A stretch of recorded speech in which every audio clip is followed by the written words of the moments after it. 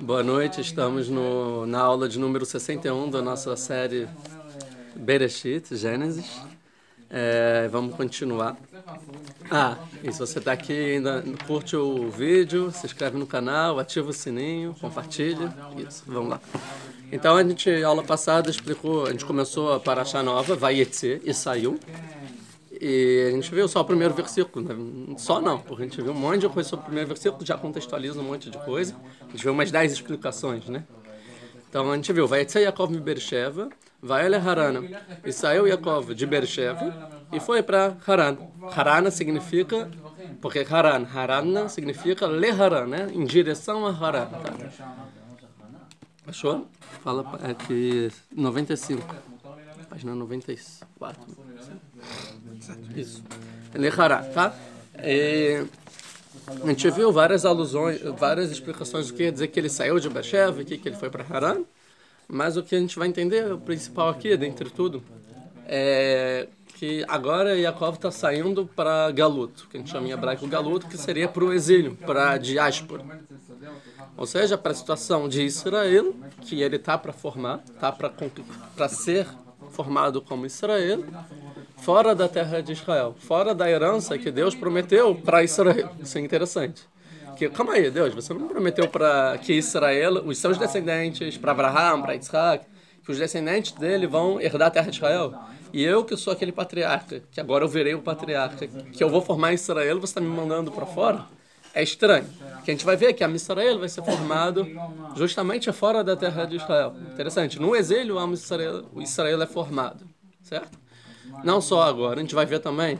Não vou ficar toda hora falando isso, mas aqui é o primeiro exílio. Yaakov aqui é todo Israel. Ou seja, como se fosse, ele é um arquétipo de todos os judeus, todo Israel que existe, e toda a história judaica está aqui. Então, quando Yaakov está indo para o exílio, toda a história de todos os exílios de Israel está representado nessa história. Não é só alusão, não é isso. É, na verdade, o que está passando, está um dito dos sábios, né, famoso. Masei avot, siman labanim. Ou seja, o que aconteceu com os patriarcas é um sinal o que vai acontecer com os filhos, com os descendentes deles. Os banim são os descendentes do patriarca, Israel. Ou seja, que toda a história de Israel vai acontecer exatamente as questões aqui que vai acontecer com Yaakov. Então, Yaakov vai representar toda a história do exílio. Isso é uma coisa. E dois, porque talvez ele não consiga passar por esse exílio, se ele sobreviver. Que é o mesmo dilema do povo judeu. Será que o povo judeu vai sobreviver ao exílio de Esav, que ele fugiu? Por quê? Porque Esav, e tem fugido da terra de Israel porque Esav destruiu o segundo templo por 2000 anos, agora está fugindo. Será que ele sobrevive e vai voltar? Na verdade, agora a gente já voltou, então. Já passou um pouco desse dilema, mas ainda tem. O que ficou ainda no exílio, será que vai sobreviver Esav ou não? Então o Esav com conexão, que casou com Ismael, né? Será que vai sobreviver? Então tudo aqui está representado. Então ele foi em direção a Haran. Isso tudo a gente viu. Interessante que Yaakov, então, ele entende o que a gente viu lá passado, ele entende, por isso que ele vai para casa, para Ever, né? Para entender o que ele precisa para formar Israel, o que você tem que fazer no mundo. Até ele esclarecer tudo isso, ele sai.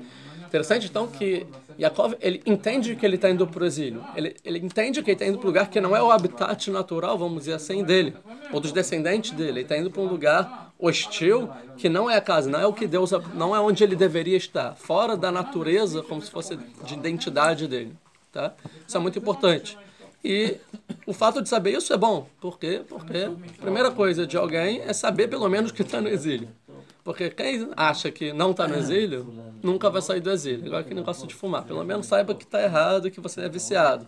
Não só fumo, mas qualquer coisa. Primeiro entenda, mesma coisa do exílio, né? Primeiro saiba que não é aqui que você deveria estar. Que isso é um exílio. Ou seja, que o exílio não é o local apropriado para aquele povo se formar. Não é a terra do povo cultural, nacional. É algo estranho, que você não está na sua forma natural, tá? Então, Yaakov pelo menos entende isso. Porque uma pessoa que entende isso, pelo menos ele tem chance de sair do exílio, tá? Os judeus, né? A gente fala muito que a gente está no exílio, dentro dos outros povos. Só que a gente não fala muito sobre os outros povos. Porque aparentemente a nossa abordagem geralmente é o seguinte: a gente está no exílio e cada povo está na sua terra tranquilo, ou seja, o contrário de exílio é Geulah, em salvação. Cada povo está no seu local, tudo bem. Mas isso não é verdade, porque na verdade o mundo inteiro está no exílio, não é só Yaakov que está indo para o exílio. O mundo inteiro, desde a Torre de Babel, falei isso lá na aula da Torre de Babel, está num exílio. Porque a presença divina parou de se revelar para o ser humano. Quando o primeiro ser humano é criado, Adão, ele é criado como profeta. Ele nasce e Deus já conversa com ele automaticamente. Que a situação natural de um ser humano é ser profeta. É ter a revelação divina, é entender Deus, é estar na presença de Deus e conversar com Ele para entender o que Ele quer da gente. Com o tempo, as gerações, eu falei na aula passada, das 20 gerações até Abraham foram decaindo o nível e acabou essa conexão. Ever, que a gente explicou lá nas aulas de Ever, em Noah, que começou a resgatar a profecia, e então nas descendentes de Ever, a característica da profecia ia ficar um pouco se as pessoas conseguissem se aprimorar. Que é exatamente o que Israel é um povo, a princípio, de profetas, é o objetivo do povo de Israel, de acordo com o livro Kuzari.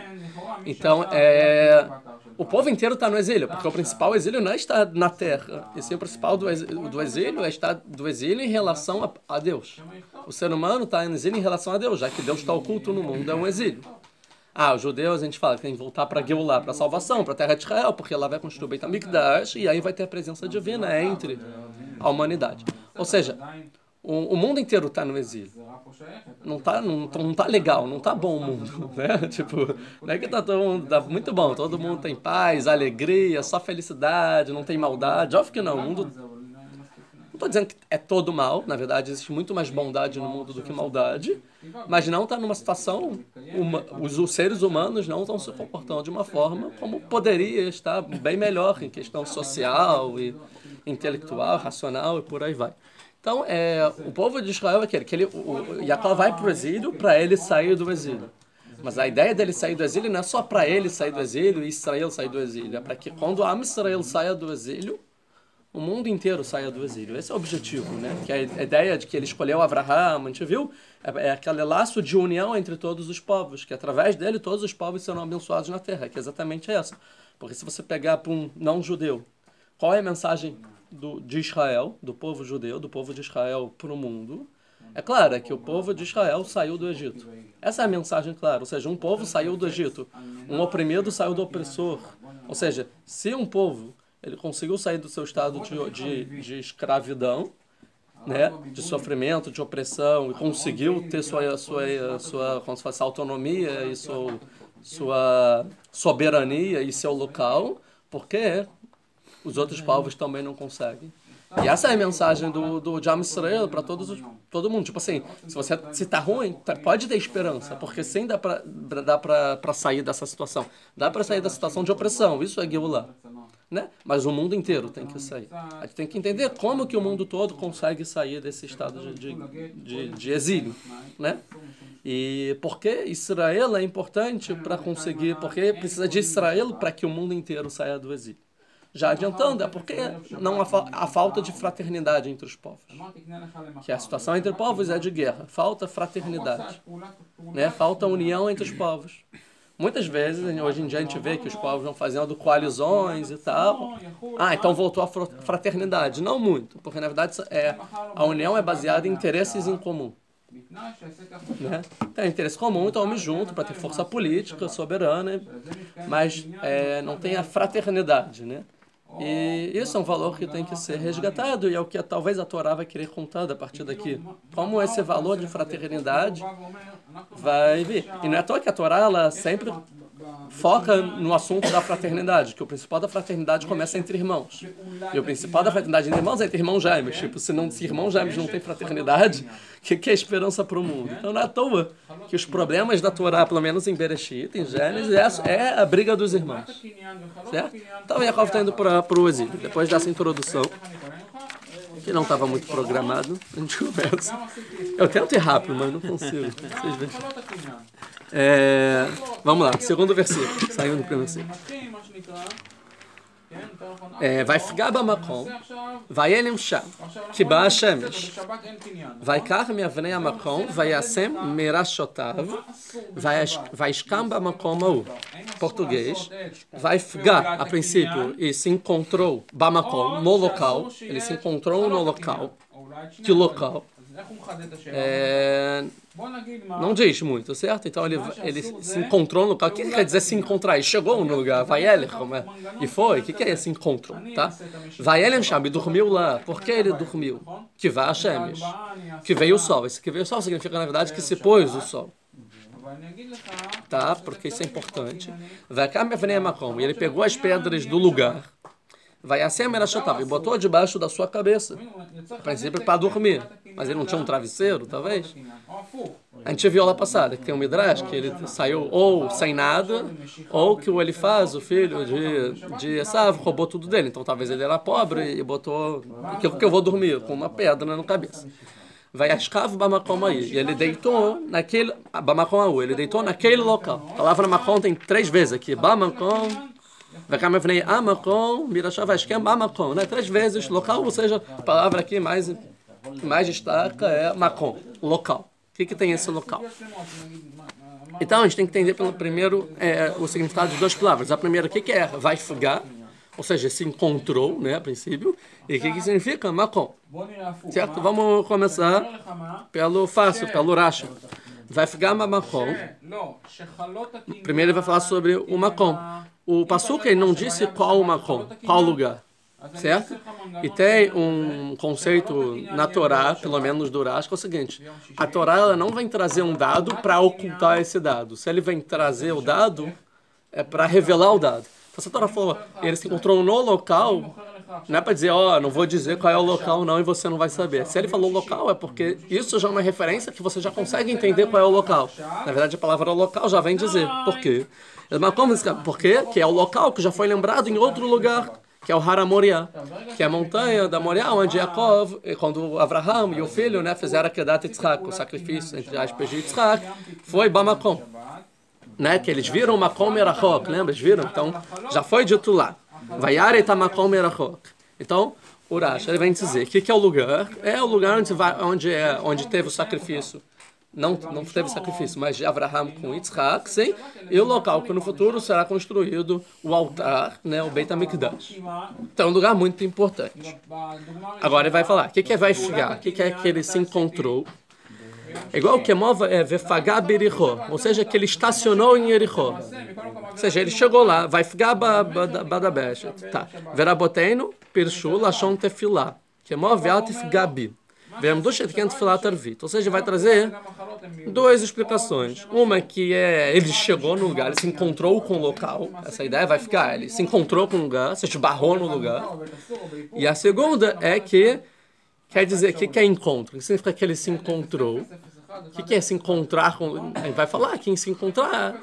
Então, o Rashi vai explicar o seguinte. Primeiro explicou, para deixar claro, que Makom é o Beit HaMikdash, certo? Então, o que é se encontrar com o Beit HaMikdash? Que ele, do nada, chegou lá no lugar onde vai ser construído o Beit HaMikdash, no Har HaMoriah, no Monte Moriah. Essa é a minha opinião. Agora, ele indiretamente já disse que Makom pode significar uma segunda coisa, que é Deus. Deus pode ser um Makom, que ele se encontrou com um Makom, com um lugar. O que é o lugar? É Deus. Que Deus ele é chamado Makom, pelos sábios da Gemara. Por quê? Porque os sábios falam que, na verdade, o mundo não é o lugar de Deus. E sim, Deus é o lugar do mundo. Ou seja, não é que Deus está no mundo, e sim o mundo está dentro de Deus. Ou seja, toda existência existe dentro de Deus. Então, o verdadeiro... O que é o lugar? O lugar é o local onde a coisa está, né? Então, por exemplo, esse livro está na mesa. O lugar do livro é a mesa. Essa mesa está na sala de estudo. Essa sala está na sinagoga. A sinagoga está no bairro. O bairro está na terra. Sim? No final, tudo está em algum lugar. No final tem que chegar em algum lugar. Mas onde que tudo está? Em Deus. Essa é a ideia. O lugar do mundo e da existência... O mundo está no universo. E o universo está onde? Em Deus. Tá? Então, a ideia de lugar pode ser o local. E se for no local, é o Beit HaMikdash. É o lugar sagrado que a Torá já disse. Ou então é Deus. Se você está falando sobre o local, é que ele se encontrou com o local. Se está falando sobre Deus, quer dizer que quer se encontrar com Deus? O que é a pessoa se encontrar com Deus? Pode ser duas coisas. Ou que ele rezou, uma pessoa reza para Deus, e aí ele se encontra com Deus, é um encontro. Sim? Ou então uma profecia. O Urash vai dizer então aqui que os sábios vão explicar que ele rezou. E como a gente vai ver no versículo que é de noite, quer dizer que ele rezou de noite. Rezar de noite é reza da noite, que é Arvit. Daqui é a primeira alusão da Torá que alguém rezou à noite. Então quer dizer que Yaakov, ele é o primeiro a rezar à noite. Ele inventou a reza da noite, tá? É interessante, porque você tem que rezar de noite. Tá bom, de manhã eu acordo, é tipo, pô, tem o que eu vou fazer no dia, então eu vou rezar para fazer meus pedidos, que eu trabalho, não sei o que lá, tá. De tarde eu tô no meio do negócio, eu posso esquecer de Deus, eu tô no meio do trabalho, tal, esforço, vou esquecer de Deus. Não, vamos rezar para voltar. Mas de noite você chegou em casa, já fez tudo que tem que fazer no dia, só tem que dormir, sabe? Por que tem que rezar? Sei. Yaakov, ele entendeu que ele tem que rezar. De noite. Claro que amanhã, é claro, é sempre relacionado, a gente vê isso no Shabbat, a Geulah, a salvação, quando o mundo está claro, está bonito, está tudo certo. E a noite é o exílio. É interessante, que vai falar sobre a noite, ele vai sonhar justamente quando está falando de exílio. Porque para você sobreviver o exílio, primeiro você tem que sonhar. Se você não tem sonho, você não vai sair de lá, né? Se alguém quer sair, como eu falei, ter esperança, a pessoa tem que ter sonho, tem que sonhar, né? Então, é de noite. Então, ele vai rezar. Se ele rezar, pode ser alguma referência que ele quer fazer pedidos para Deus justamente em relação ao exílio. Que ele está com medo, talvez. Ele está pobre, ele está sozinho, ele não sabe o que vai acontecer. E ele quer, Deus, me ajuda na noite, que é todo esse exílio, o período do exílio. Tá? Isso o Urash vai falar e vai explicar mais uma coisa. Veshiná Katov, Ren vai palelo, na mecha kafata. E por quê? Já está escrito e rezou, e não em se encontrou. Porque veio usar a palavra de se encontrar e não de rezar, para dizer que a terra, ela pulou, ou seja, que a terra veio ao encontro dele, vai ficar como ele se encontrou, ou seja, não é que ele chegou no lugar, do nada ele se encontrou, e isso a gente vai ver daqui a pouco, eu não vou me estender nisso, tá?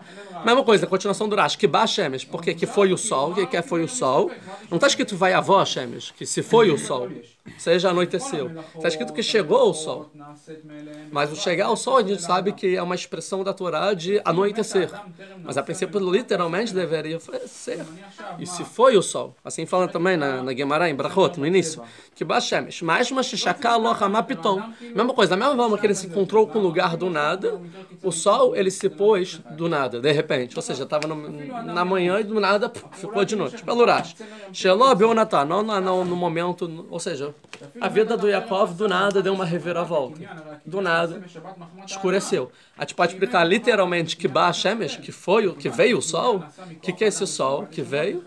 É Esav. Eu já expliquei numa aula que Esav é o sol. Acho que eu já expliquei numa aula, não vou me estender nisso, mas que agora, porque o Yaakov, ele dormiu. Agora, né, ele se encontrou no lugar, vai ele, e ele dormiu. Ou seja, o que quer dizer dormiu? Ele saiu da história da humanidade. Agora, o momento que ele era ativo, Abraham, Yaakov, agora está no momento que ele vai ser passivo. Ele vai sair do palco da soberania da humanidade. Ele vai dormir. Durante o exílio, a Missaré dorme. Que baixa Shemesh, porque agora vai chegar o sol. O que é o sol? É o Esav. Porque agora o Esav vai estar no palco da humanidade durante o exílio.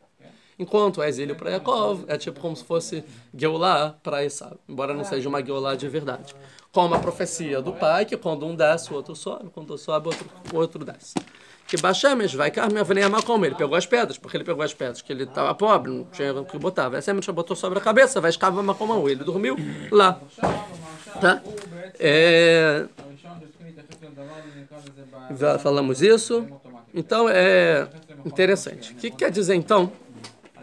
Está escrito, né, que ele dormiu no Bamakom. O lugar a gente viu que é ou Deus ou o Beit HaMikdash. Então não está escrito, ele dormiu Bamakom, tipo dentro do lugar, né? Ou então lá onde é o Beit HaMikdash, ou Bamakom seria tipo com Deus, rezou, né? Vai ficar, na verdade, né, dormir, vai ficar, ele se encontrou, né? Com Deus. Tá bom. Eu já expliquei isso. E aí ele rezou.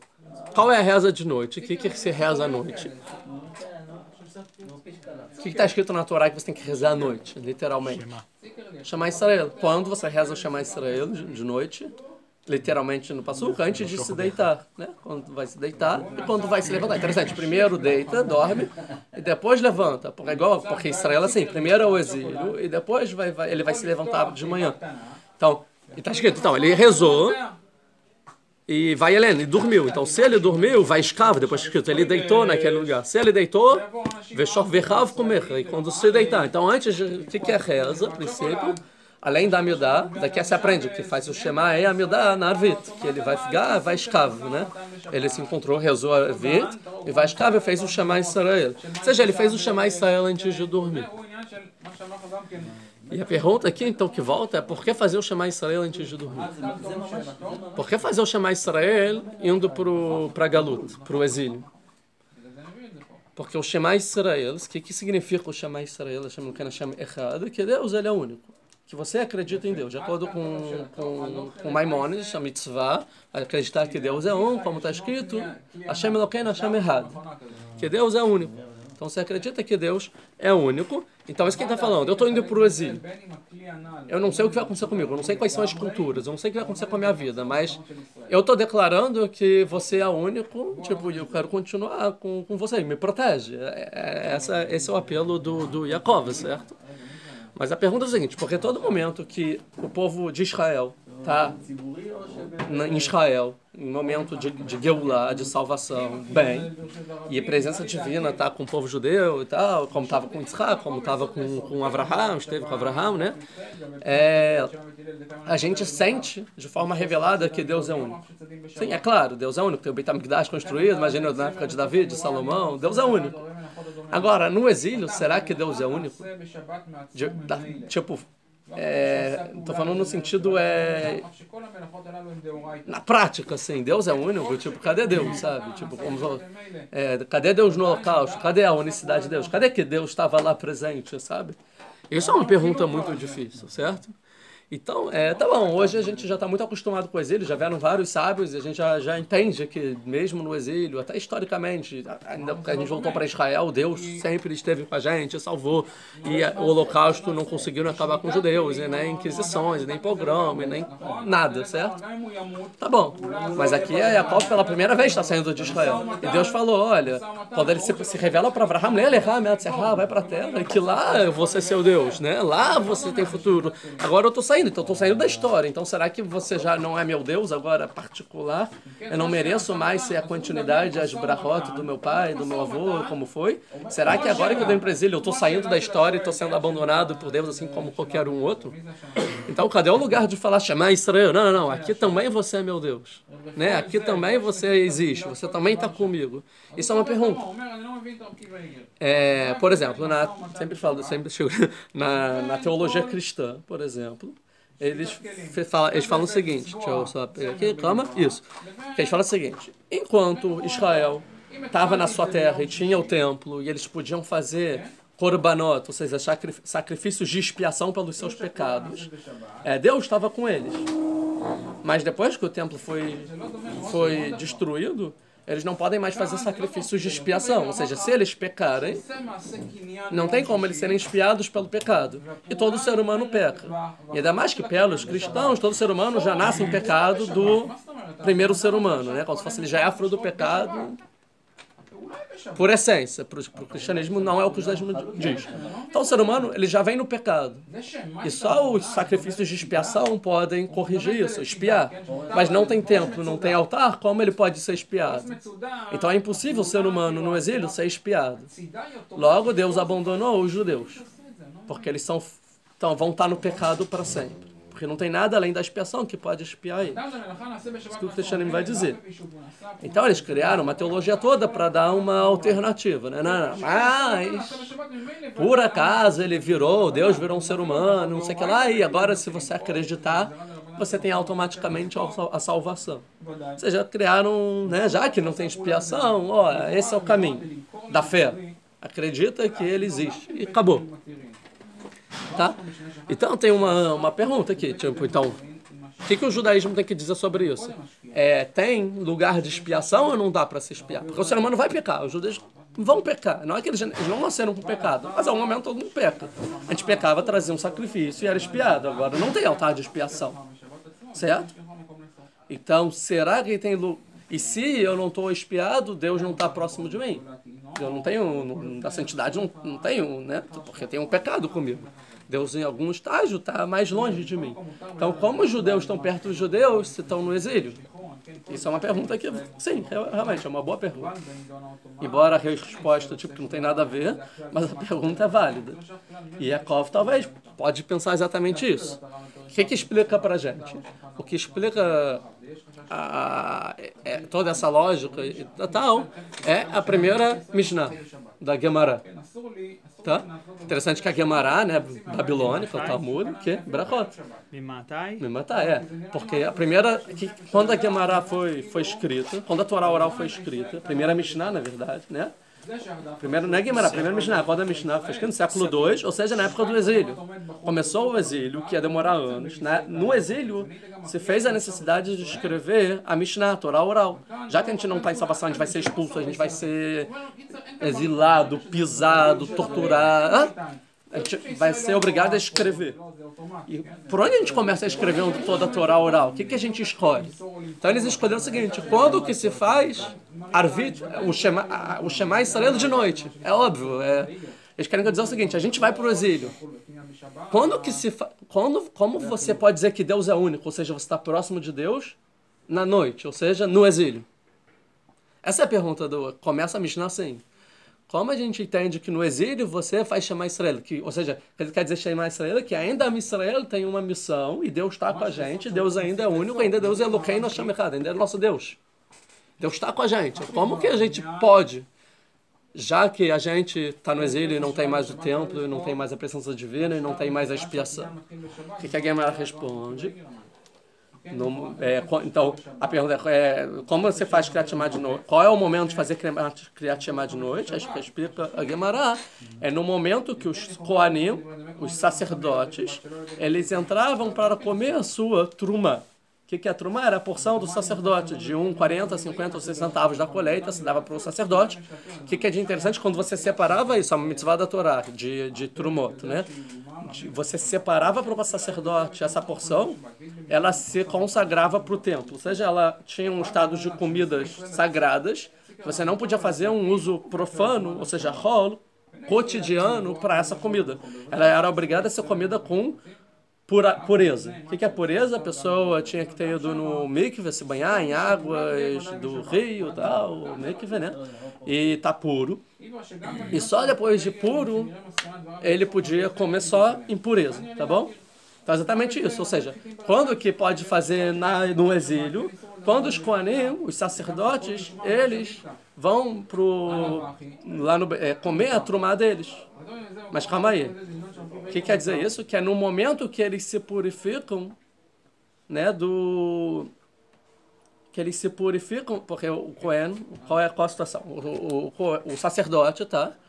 Ele se purificou, por acaso. Tocou no morto, não sei o que lá, se purificou, tá? Tinha 1 milhão de motivos para se purificar. E aí ele não pode mais comer a truma. Por quê? Porque ele está impuro. E só pode comer com pureza. Então tem todo um ritual para ele se purificar. Qual é esse ritual? Ele precisa esperar no dia seguinte amanhecer, de manhã. E de manhã ele ia no mikve, ia nas águas, né? Tipo, se banhar, se purificar. Então ele saindo do mikve, ele está puro? Não, não está puro. O que precisava fazer? Precisava esperar anoitecer. Ele só ficava com pureza no anoitecer. Sim? Acabou? Não, não acabou. No dia seguinte, ele era obrigado a trazer uma oferenda no templo. E aí, beleza, aí está todo o processo. Ou seja, a pessoa de manhã tinha que ir no mikve, de esperar anoitecer e no dia seguinte trazer a oferenda no templo. Certo? E aí a Gemara fala assim, então qual é o momento que E quando é anoitecer é a esquiar. Não, desculpa, é Tzeta Kohavim, é quando aparecem as estrelas no céu. Desculpa, é quando aparecem as estrelas no céu. Tá bom. Então a pergunta fala assim, quando que você pode fazer Kriyat Shema de noite? Aí que você já responder, no momento que aparece a estrela do céu. Porque a Gemara fala assim, não, no momento que os sacerdotes eles vão comer a truma, que momento é esse? Não ficou claro. Aí o que a Gemara vai comentar? Fala assim, não. Na verdade, eles só falaram dessa forma para te ensinar mais uma lei. que o momento que os Kohanim, eles podem comer a Trumá é na saída das estrelas. Tá? E aí a Gemara pergunta, mas calma aí. Mas depois ele precisa, no dia seguinte, de manhã, fazer um sacrifício de expiação, porque ele ficou impuro. Mas esse sacrifício de expiação, ele impede ou não impede o sacerdote comer a Trumá, o santo? Ou seja, será que ele tem que esperar até de manhã e só depois que ele fizer o sacrifício? Aí que a Gemara fala, não. Então a Mishnah começa assim para te ensinar que o sacrifício de expiação no dia seguinte não impede ele já estar puro. E aí então ele já pode comer a oferenda da Trumá. Entendeu? É isso que a Gemara vem dizer. Então, exatamente. E essa é a pergunta. Então, de noite, eu posso fazer o Shema? Eu estou conectado com Deus? Como? Se você ainda não fez a oferenda de expiação. É verdade, você não fez, mas a oferenda de expiação de manhã não impede você estar puro ainda de noite. É isso que a Gemara quer dizer. Que mesmo de noite, se você está puro, já está nos bons caminhos e já se arrependeu pelos seus pecados, você não precisa de oferenda de expiação para Deus já se conectar com você, você poder comer o que é sagrado e se conectar com Deus, que é o Shema Israel. Então esse é o horário do Shema Israel. Quando você entende isso, você pode fazer Shema Israel. Você vai entender que Deus está com o povo judeu, mesmo no exílio. É toda a ideia da primeira Mishnah, de Brachot. Certo? De toda a Mishnah, na verdade. Então é justamente contra essa teologia. Não, povo judeu, sim, mesmo no exílio, Deus está com você. E é isso que Deus, nessa paraxá, vai falar para Jacob, eu vou estar com você, relaxa. Não tem Beit HaMikdash, não é à toa que lá no Beit HaMikdash, isso aqui um dia vai ser seu, né? É isso que a gente vai ver. Não tem nada disso. Mas eu vou estar com você mesmo assim. Quando chegar de manhã e tiver o templo, a gente faz o sacrifício de expiação, mas isso não impede nada. Só a única condição é a gente ter ido para o mikve e que isso dá para fazer em qualquer lugar e o anoitecer. Ficou claro? Ficou muito confuso. Tá? Entendeu? Tá. Tá bom? Falei? É engraçado, porque então a Mishnah ela vem comparar todo o povo judeu com sacerdotes, né? É o momento que o sacerdote... Então depois a Gemara vai discutir, a gente não pode aprender do horário que o pobre vai comer o pão, que o rico vai dormir, que... Aí fala, não, o horário é que o sacerdote... Ou seja, porque o judeu, no exílio, ele se comporta como um sacerdote. Por quê? Qual era a diferença do sacerdote para o resto das outras tribos? O sacerdote não tinha terra, certo? O sacerdote ele se dedicava totalmente porque é santo. Então, assim, para o judeu, ele sobreviver no exílio, ele precisa se comportar como um sacerdote. Ele não vai ter terra e não vai ter trabalho. Ele tem que se focar no espiritual, que é o que dá para fazer. Mas depois que voltar para a terra de Israel, aí não precisa mais ser sacerdote, vai ser a tribo que você é. Você vai trabalhar, vai ter terra, vai ter sua família, e vai fazer as coisas materiais, vai ter governo, vai ter estado, vai pro exército. E tem alguns que vão ser os sacerdotes. Mas não que na terra de Israel todo o povo tem que ser sacerdote, não. Se comportar como um sacerdote. Especificamente, não. Sim, tem que ser Mamlechet Kohanim, tem que ser um reinado de sacerdote e um povo sagrado. Um reinado de sacerdote não é a mesma coisa de você ser sacerdotes individuais, né? Tá. Então, Jacob agora ele tem uma missão no exílio, que é você consertar o mundo inteiro. Essa é a ideia, né? Ou seja, que essa entidade vai com Jacob para o exílio. Então, qual é o objetivo que o povo judeu foi para o exílio? Para que essa entidade esteja com a Israel e chegue no mundo inteiro. E através disso a gente consiga consertar todas as faíscas espirituais que precisam pelo mundo. Isso já é um assunto mais de Kabbalah, né? E qual é a forma disso? Vai a Halom, sonhar. Tem que sonhar para conseguir. Vamos continuar. Ele pegou então as pedras e botou sobre a sua cabeça. Vai haver nem abalão, pedras no plural, certo? Depois no versículo... Cadê? Depois de todo sonho, vai aparecer pedra no singular, né? Famoso. Deixa eu achar.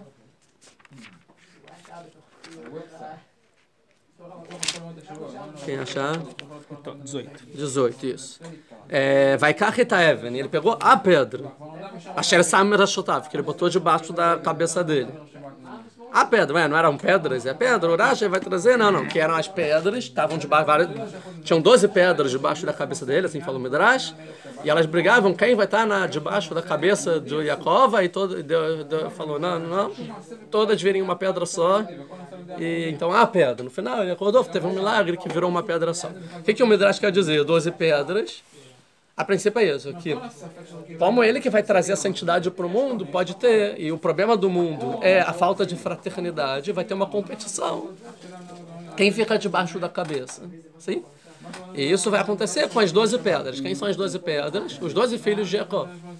Sim? A palavra Even, em hebraico, é a junção de duas palavras, Av e Ben, pai e filho, Even. Sim, ou seja, o que é do pai dele que vai ser passado para o filho, a Even. Por isso que a gente fala a pedra de Israel, porque é uma coisa que passa de geração, por herança, né? É pedra. Ou a gente chama rocha também. Mas a rocha já é um outro motivo, mas tem Even também. Então, a pedra que estava debaixo são os filhos que eles vão ter no exílio, né? Os 12 filhos que vai ter no exílio, e no final elas vão virar uma só. Você já está dizendo qual é o objetivo do exílio? Que no final todas as tribos se juntam. E quando eles se juntam, que o Muda fala, que eles falam chamar Israel, que é justamente o que ele fez antes de dormir aqui, que eles falam Deus, assim como a gente só tem um Deus, nós somos um só também, todos para Deus, ou seja, e aí todos viraram Israel, diferente dele, sabe que era toda a briga, que é o sonho de Yitzhak, né? Que Israel seja todos os irmãos, a fraternidade. E se a fraternidade, se os filhos de Jacó conseguem ter fraternidade, ser um povo só, o mundo inteiro, no final, pode também ter fraternidade, ser uma humanidade só. Então, continuando. Isso. Tá. Tem comentários que vão dizer assim, daqui Yaakov já sabia que ele ia ter 12 filhos, porque eram 12 pedras, tá? Mas não sei, Midrash não tá claro. Tá. Vamos continuar. Vai a Halom, e aí ele sonhou, que é isso que precisa. Vem, né? Sulam Utsavart. E veja, uma escada estava apoiada arza. O que é arza? Não é na terra, e sim em direção à terra. Verashó magia shamayim. E a sua ponta chegava a shamayim, ou seja, em direção ao céu. Estão 3. Vem, né? E veja, Malachei Elohim, anjos de Deus, Olim veordim bo, subiam e desciam nele. Tá? Vai Halom. Interessante, porque geralmente está escrito assim. Nos outros profetas, por exemplo, a gente vê em Avraham, Vayar Avraham, e viu. Ou seja, vai Halom, Vayar, vem nisso lá. Ou seja, ele dormiu e ele viu que tinha lá uma escada. Sim? Mas é que não está escrito assim, e dormiu, e veja, tinha uma escada. Vai ter uma discussão entre os sábios se a escada está dentro do sonho dele, ou ele sonhou, teve o sonho, e quando ele acordou, veja, tinha uma escada. Dá para entender o texto das duas formas, ou se a escada era o sonho, ou se a escada não é parte do sonho. O mais convencional e a maioria, e o faz mais sentido, é que a escada está dentro do sonho. Sim? Eu acho que é esse caminho que a gente vai chegar. A escada é o sonho. Vai Halom, vem Sulam Utzavartza. E tinha então uma escada na terra, Verashó, Magia Shamayim. E a cabeça chegava até os céus. O que significa isso? Interessante que geralmente numa profecia, Deus ele dá a profecia e na própria profecia ele explica. Se você for ver os profetas, e sonhou tal coisa. E Deus perguntou, ser humano, o que você viu? Falou, não entendi. Então é que isso vai acontecer. Mas é que é interessante que é uma profecia que não vem com explicação. Né? Ele vê uma escada e anjos, e vem, continua, vamos no 13. Vem, veja, Hashem nitzavalav, Deus ele estava lá, né, sobre ela. Vai Omar e falou, Ani Hashem, aí Deus fala com Yaakov, mas não tem explicação, o que é a escada? Porque a princípio tinha que ser, vai Halom, ele sonhou, e Hashem falou, eu sou Deus de Avraham, por que toda essa alegoria da escada e tal? Para quê? Então, a alegoria da escada tem um motivo.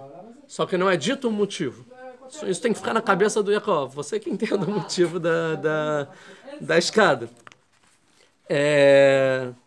Por exemplo, o que é sonhar? Sonhar aqui é profecia, tá? Na verdade, tem dois tipos de profecia. Um que a gente chama sonho e outro que a gente chama profecia. O sonho fala na Masechet Brachot, que é 1/60 avos da profecia. Um sonho é 1/60... É uma profecia, mas, tipo assim, é uma profecia incompleta, vamos dizer assim. De nível fraco. Esse sonho não é o sonho de uma pessoa normal. Tipo, não é isso. O sonho da Torá é uma visão de noite profética. Mas não chega a ser também o que a gente chama... A gente pode dizer que é uma profecia, mas não é a profecia mais completa, entendeu? Tô confuso. Tem dois tipos de profecia. Um que é chamado pela Torá de sonho e outro de profecia. O sonho não é o nosso sonho. Não é. Tá?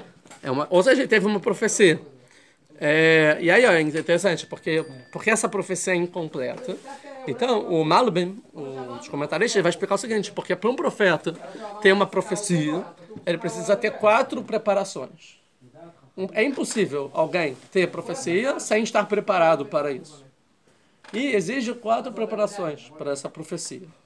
A primeira é você estar em um local Kadosh, sagrado, ou seja, um local que favorece. Ninguém vai ter profecia no meio do banheiro. Local que favorece. Tá? Qual é o lugar que favorece? A terra de Israel. Ou seja, está na terra de Israel. A maioria dos comentários vão dizer que não existe profecia fora da terra de Israel. Talvez a pessoa já esteve na terra de Israel, já morou lá e saiu, que ainda tem influência e tal. O Malbim vai falar que o Yaakov não tem essa... Porque ele já está em caminho para Haran. Embora ele ainda está dentro da terra de Israel, como ele já resolveu sair, é como se fosse que ele já se desconectou da terra de Israel. Então ele já está como se fosse em exílio, mesmo ainda não saindo do exílio. Tá? Como está escrito, vai ser que ele saiu, me Beersheva, vai ele Haran. Então ele já não está em Beersheva. Essa é a ideia. Segunda coisa é que o profeta precisa ser Chacham, Gibor e Ashir. Sem Alahá. O profeta ele precisa ser sábio, inteligente, Gibor, forte, valente e Ashir, e rico. Então não tem profeta pobre, não tem profeta medroso, fraco, e nem profeta que não é muito inteligente, que não estudado, né? Não existe isso. Então precisa ser os 3. Então tem que estar na terra sagrada, ser sábio, valente e rico. E aí, o que vai acontecer aqui? Está escrito, ele se encontrou no lugar e ele dormiu lá, que veio o sol. Se foi o sol. O Mar vai explicar por que ele dormiu lá, que foi o sol, que ele estava com medo, estava de noite, ele se protegeu dos animais. Não vou continuar andando. Que ele fala assim, mesmo que já teve o pôr tá no início da noite, as pessoas naturalmente dão mais uma caminhadinha quando estão na viagem. Mas aí não, aí anoiteceu, do nada eu vou dormir, tipo, vou deitar aqui e me proteger. Ou seja, ele estava com medo, até porque estavam perseguindo ele. Então ele estava com medo. Se ele está com medo, ele não é valente. Certo? Depois está escrito, vai cá, minha venha Macom, ele botou a pedra. Por que ele pegou a pedra? Porque era pobre, não tinha nenhum travesseiro para botar, nenhuma roupa, não tinha nada. Então botou uma pedra. Então, pobre. Sim? Vai escava Macom, ele dormiu naquele lugar. E aí ele fala, ele não se preparou para dormir, ele dormiu imediatamente. Se pôs sol e ele dormiu. Ou seja, ele não se preparou. O que é se preparar? Estudar a Torá antes de dormir. Que o profeta, como sabe, eu vou tentar ter a profecia e tal, ele se prepara antes de dormir, estuda a Torá e aí ele dorme, para estar conectado. Mas não, ele dorme imediatamente. Então ele não fez nenhuma das 4 preparações. Assim vai falar o Malbim, sim? E aí, pela falta de 4 preparações, na profecia dele tem 4 resronot, 4 faltas também. Não é uma profecia completa. Quais são as 4 faltas? Primeiro, vai Halom, que era um sonho, ou seja, não é o nível mais alto de profecia. O segundo, vem nisso, lá Mutzavar Vesoma Shamaima. Ou seja, ele viu a escada, ou seja, fez uma alusão e ele não sabia o significado da alusão. E então o profeta que tem assim fala o Maimonides, que tem uma profecia e não vem o significado da profecia, é uma profecia mais baixa também. Porque dentro da profecia tem vários níveis, né? Tem 11 níveis pelo Maimonides. Outro, que depois ele vê Nema, que ele via anjos de Deus subindo e descendo. Sim? O que é subindo e descendo? Vai explicar o Malbim, que através dos anjos vinha a profecia dele. Ou seja, era uma profecia que vinha indiretamente de Deus, ou seja, através de anjos. Porque, na verdade, qualquer profecia com alegorias é através de anjos e não diretamente de Deus. Deus, dá a profecia para os anjos trazem para o profeta, como se fosse. Então, Não é das melhores. Quem é o único profeta que profetizou diretamente com Deus? Moshe. Por isso que o nível de profecia do Moshe, o do Pentateuco, não é igual a nenhum e nunca vai ser apagado nem nada, porque nenhum outro profeta foi como Moisés. Porque Moisés, como era a profecia de Moshe, vai da beira, Hashem, Moshe lemó. Deus falava, faz isso, isso, aquilo. Não é isso, vi uma escada e me pareceu uma sensação assim, e era algo que eu não entendi direito. Não, não é isso. Então, por alegorias. Sim? E a quarta interfere na profecia, a força da imaginação, e ele vê figuras e imagens, ou seja, que é uma profecia através da força da imaginação, ou seja, que é através de alegorias, de imagem e tudo mais, quer dizer que é a força da imaginação, então isso também é uma falta, eu não vou entrar muito nisso, que é um tema complexo. Então por causa das 4 faltas aqui de Jacob, tem 4 faltas na profecia. E depois está escrito no 13, Hashem Nitzavalav, Deus estava sobre ele, ou seja, ele não entendeu. E quando ele acorda, fala, uau, e esse lugar é sagrado, e por acaso, ele vai falar, e tinha Deus nesse lugar e eu não sabia. Ou seja, ele foi pego totalmente de surpresa. Isso que vai falar o Malbi.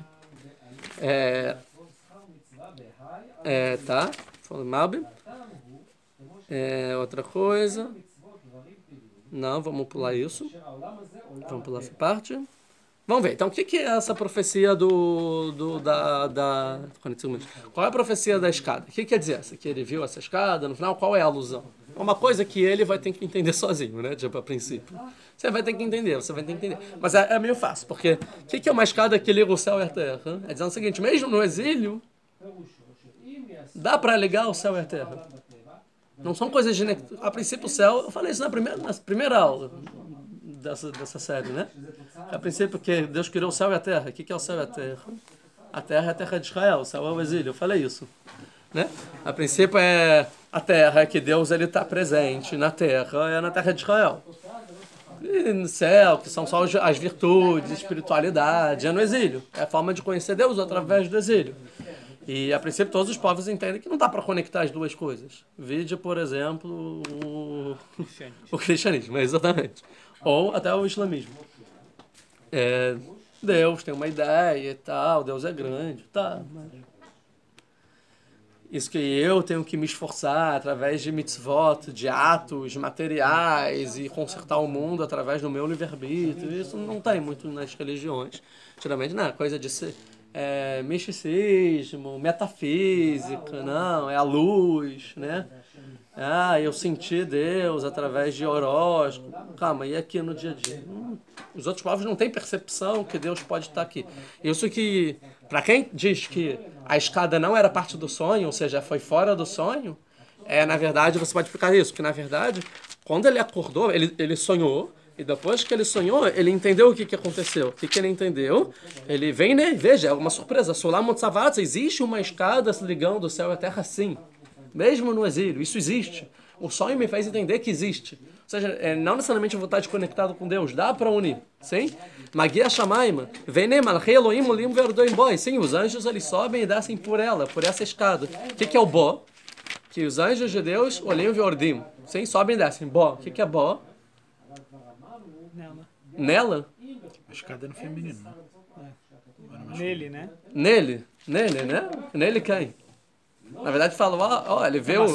Ou seja, existe uma escada, Mutzavart, na terra, chegando até o céu, que anjos sobem e descem, Bo. O Bo aqui é em Yaakov. Por quê? Quem é a escada é o Yaakov. O sonho, a gente vai entender, faz Yaakov entender que ele é essa escada. E somente alguém que entende que a escada pode sonhar no exílio. E por isso eu entendo por exílio, para ser essa escada que vai conectar o céu e a terra. E é ele que faz os anjos subirem ou descerem. É nele. É nos atos dele, no que ele vai fazer. Depois tem outros versículos que vai dizer a mesma coisa.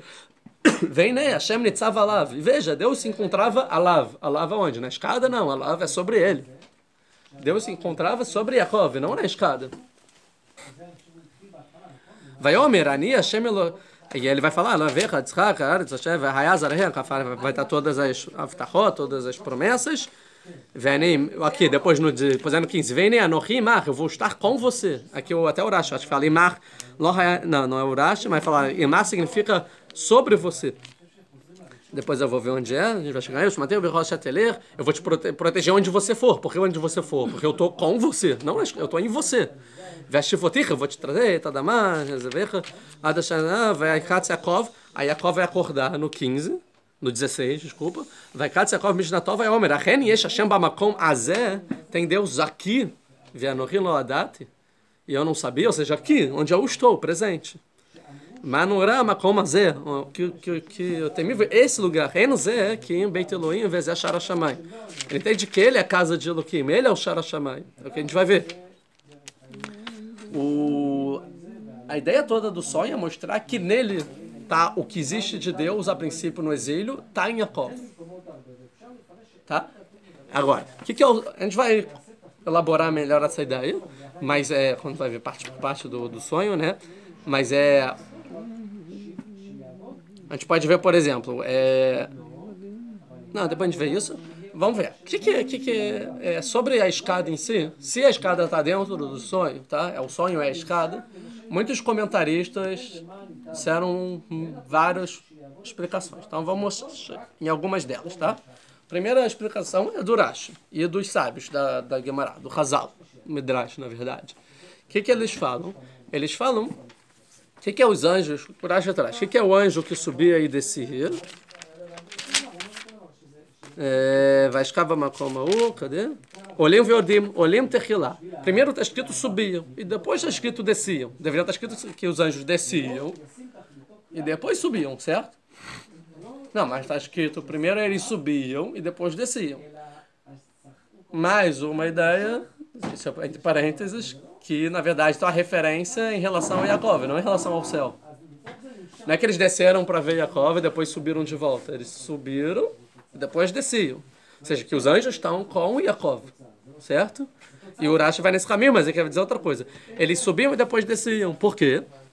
Porque eram os anjos que estavam acompanhando ele da terra de Israel, subiam e desciam outros anjos de fora da terra de Israel. Quer dizer que tem anjos diferentes para quem está dentro da terra de Israel, para quem está fora da terra de Israel, porque são coisas completamente diferentes, precisam de outro tipo de anjos. O Ramanito vai explicar que é porque é um outro tipo de identidade de um judeu dentro da terra de Israel de um judeu que precisa fora da terra de Israel. São outros propósitos, não vou me estender nisso. Tá? Há uma explicação. Urashi, então. O que ele quer dizer, Urashi, com isso? Vem mostrar como é a terra de Israel, como é uma terra diferente de todo o resto do mundo. Tá? Tanto que tem outros tipos de anjos. E isso Yaakov viu no sonho para ele valorizar a terra de Israel, que agora ele está indo para um lugar muito difícil para o exílio, para dar aquele gostinho, eu quero voltar. Então a ideia é mais ou menos do Rashi. Tá? Essa é a primeira ideia. A segunda ideia é do Rabbi Eliezer Gadol e do Ramban, do Narmanides, que eles vão dizer que é famoso, que são os 4 reinados, que os anjos de Deus, na verdade não são anjos, e sim que os anjos que subiam e desciam é Malachei Elohim. Malachei traduz como anjo, mas na verdade literalmente é emissários, né? Malach é um shaliach, é um, como se fala em apóstolo, né? Como se fosse, que é um emissário, um shaliach. É alguém que vai trazer uma mensagem, certo? E Malachei Elohim são os anjos de Elohim. Elohim literalmente não é Deus. Elohim é poderosos. Então, na verdade, o que o Midrash vem dizer? Que ele viu que 4 povos poderosos vão subir no mundo. Então, isso que é subir na escada, quer dizer que eles vão ter a liderança e a soberania no mundo, mas eles vão subir. Israel é a liderança do mundo, mas quando ele deita e vai para o exílio, o que ele vê? Que no lugar de Israel, povos vão subir como soberania. Porém, viu, do Ordim, depois vão descer. Que todos os povos que subirem vão chegar no ápice e depois vão cair. Tá? E no futuro, vê Hashem Nitzavalav, mas Deus está com você, ou seja, para sempre. Você não sobe nem desce, tipo, Deus está com você. Tá? Isso é muito profundo também, não quero mas o Midrash é famoso. Que ele vê o anjo da Babilônia, ou seja, o que representa a Babilônia subindo 70 degraus, e depois caindo. Porque a Babilônia vai dominar o mundo, ser soberano do mundo por 70 anos. Depois ele vê o anjo da Pérsia e da Média, subindo 52 degraus e depois caindo. Que eles dominam, eles ganham da Babilônia, derrota a Babilônia acaba, né? Ciro, Tacor, Gedário e tal, e até a ideia de Purim, que a gente está se aproximando, 52 anos. Depois eles caem. Depois ele vê o anjo da Grécia subindo 180 anos e depois caindo, porque depois a Grécia domina o mundo por 180 anos e depois eles caem. Depois ele vê o anjo de Esav, de Edom, subindo, e subindo, e subindo, e subindo, e subindo, e subindo, e aí Jacó fica desesperado. Esse é o Midrash, e aí Deus fala, ele está desesperado, fala, não vai cair não? Tipo, né? Aí fala, Altirav de Jacob, não tenha medo, meu servo Jacó. Por mais que ele suba e sente ao meu lado, no meu trono, eu mesmo farei eles descer. Tá? É interessante que essa mensagem para Jacob é boa ou é ruim? Tipo, que ele viu subindo. Ele falou, cara, tô com medo porque eu não vejo ele descendo. Não, relaxa, porque ele vai subir aqui no meu trono, ele vai sentar aqui no meu trono, ou seja, comigo. Isso eu não sabia ainda, é pra ter mais medo. Não, mas relaxa, que eu que vou fazer descer, ou seja, tipo, e mais ninguém, sabe? Tipo assim, ninguém vai conseguir tirar do poder, só eu mesmo, só se eu mexer. Legal. Ou seja, acho que ele ficou com mais medo depois desse Midrash do que, né? Então o que eu posso fazer, sabe? Eu vou apanhar para ele para sempre até você, tipo, a princípio esse é um Midrash.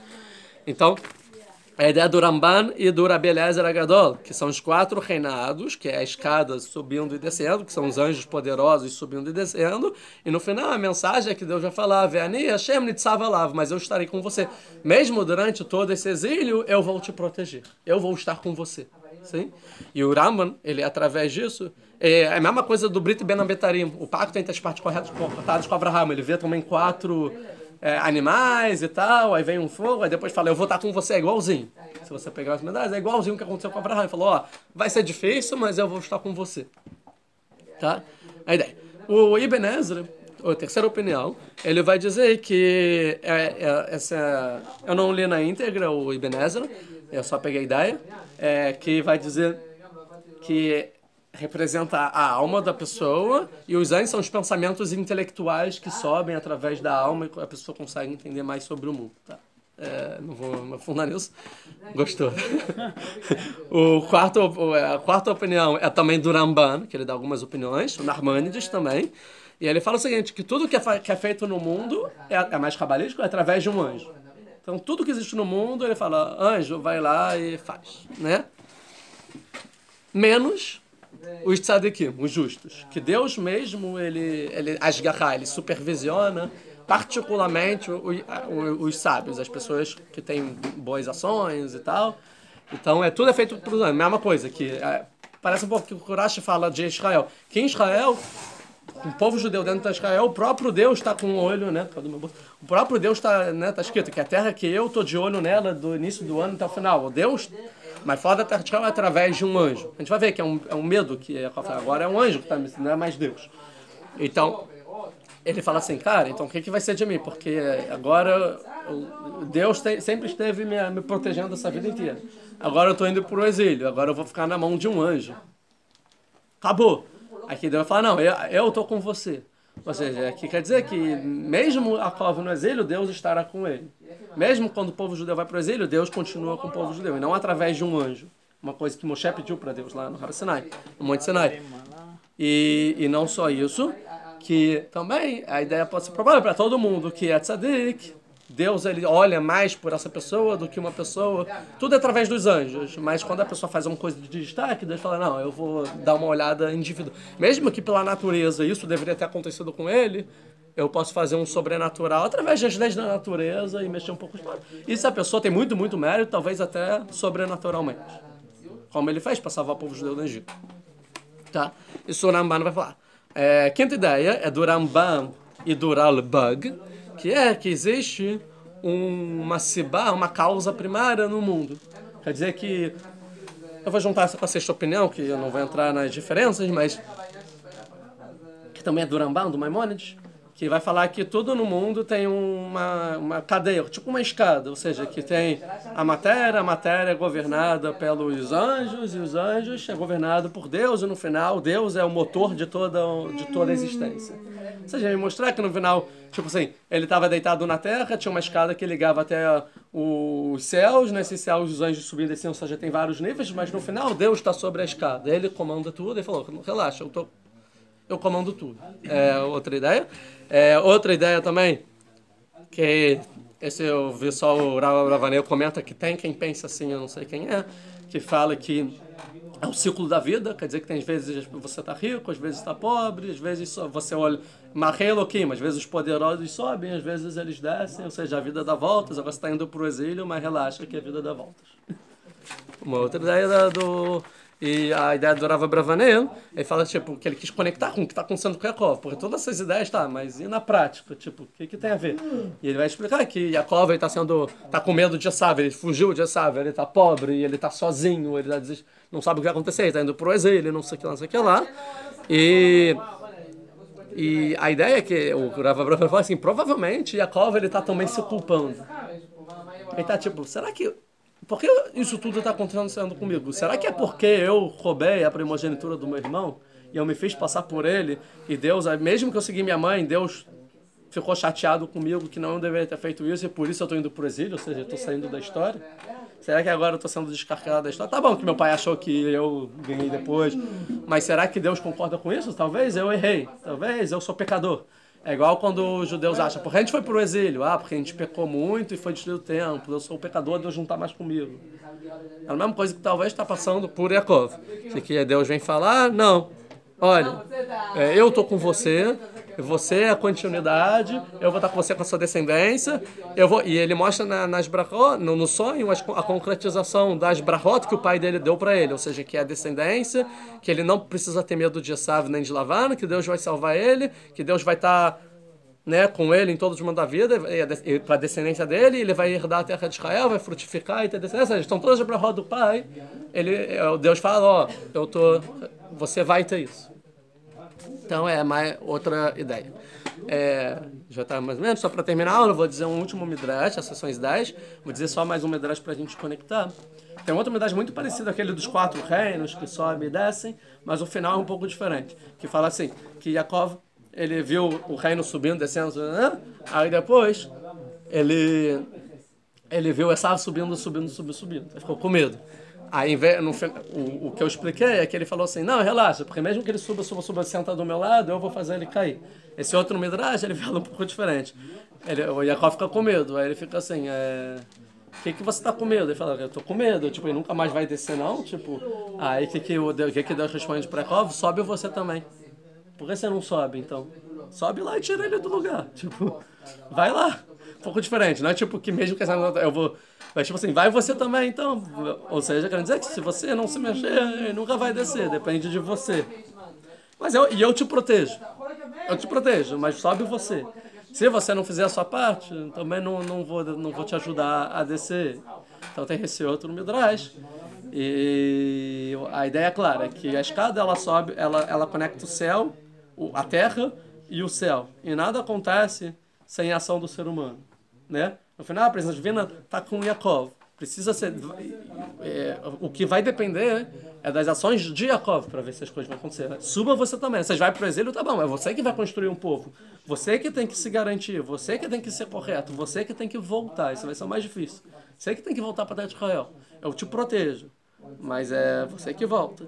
E aí que é uma pergunta, vou falar tipo em 1 minuto, mas é uma pergunta muito famosa, que é tipo, muito óbvia também, muito tipo, minha caixa até muito tipo, você é solicitada, tipo, vocês todos falam, tipo, cara, se Deus ele já prometeu para Abraham, para Isaac e para Yaakov que ele vai proteger e tal, o que tá com medo?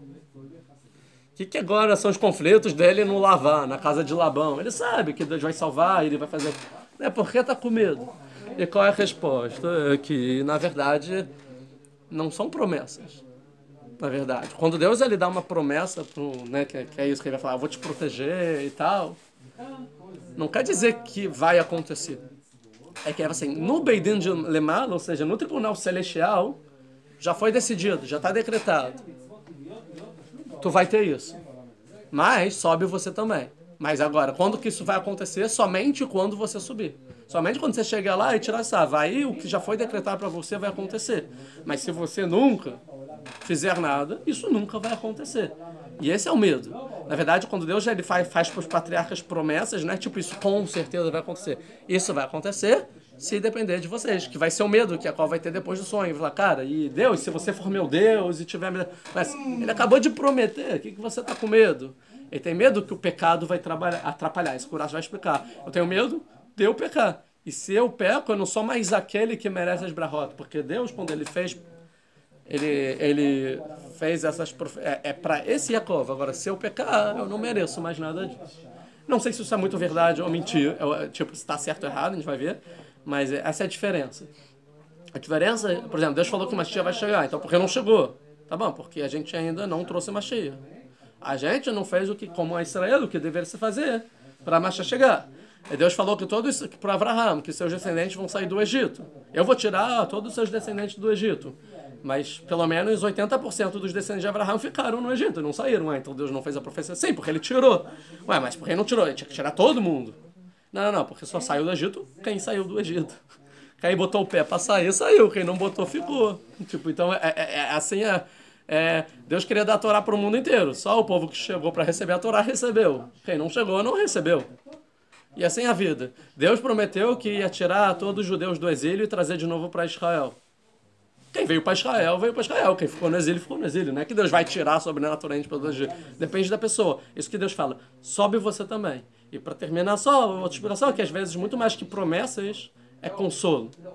Porque, na verdade, quando Deus promete, vai acontecer isso com você, tá bom, mas não é comigo, é com o descendente do descendente. Na verdade, são muito poucas pessoas que vão usufruir a profecia se concretizando. A maioria vai sofrer pra caramba, que aconteceu com... você vai passar pelas 4 soberanias aí de todo mundo, vai apanhar, mas no final, tá bom no final, mas eu vou morrer o quê? Em Auschwitz. Tipo... E daí? Então, na verdade, às vezes não tem que entender isso só como profecia, e sim como consolo. Tipo assim, vai ser difícil, vai ter perrengue, mas continua se esforçando, que no final... Então depende da época. Nas épocas que as profecias se concretizam, por exemplo, hoje em dia, que as profecias se concretizam, é profecia. Mas, por exemplo, quando a gente estava no exílio e não tinha nenhuma chance de concretizar 80 anos atrás, é muito mais um consolo do que uma profecia. Que é isso. Então, o primeiro Midrash é sobre essa ave. Mesmo que ele suba, eu vou descer. É um consolo. Mas o segundo Midrash vem trazer a profecia em si. Não, mas só vai acontecer a profecia se você subir e tirar aí. Então, a gente continua. Aula que vem. Se vocês gostaram, não se esqueça de curtir, ver, maratonar todos os chorinhos, né? Compartilha com os amigos, se inscreve, que ajuda muito o canal, dá mais relevância. E é isso.